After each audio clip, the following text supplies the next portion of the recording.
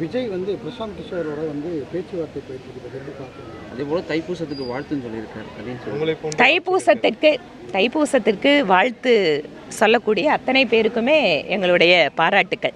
ஆனால் நிலைமையை பாருங்கள், ஒரு பண்டிகைக்கு வாழ்த்து சொல்கிறத கூட நாம் நன்றி சொல்லக்கூடிய அளவுக்கு இந்த தமிழ்நாட்டில் வந்துடுச்சேங்கிறது வேதனையாக இருக்குது. அவர் பிரசாந்த் கிஷோரை வச்சுக்கிறாரா இல்லை வேறு வச்சுக்கிறாரா அப்படிங்கிறதெல்லாம் நாங்கள் என்னங்க கருத்து சொல்கிறது? அவங்கவுங்க தேர்தல் வெற்றிக்கு அவங்கவுங்க போகிறாங்க, பார்ப்போம்.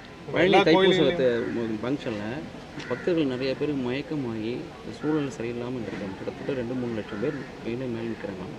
இந்த ஆபத்தான ஒரு சூழலாக இருக்குன்னு சொல்லி அங்கேருந்து தகவல்படுத்துங்க.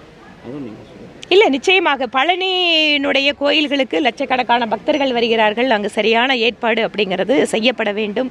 எந்த இடத்துல எவ்வளவு க்ரௌடு வந்தாலுமே அதை மேனேஜ் பண்ணுறதுக்கு அரசாங்கத்தோட நிர்வாகம் தயாராக இருக்கணும்.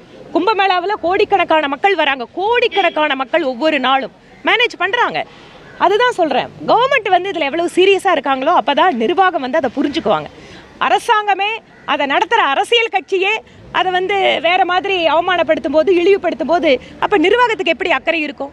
அதுதான் இன்னைக்கு நடக்குது. கடந்த வருடத்தை காட்டிலும் இந்த விட எல்லா முருகர் கோயிலையும் கூட்டம் அதிகமாக இருக்கு.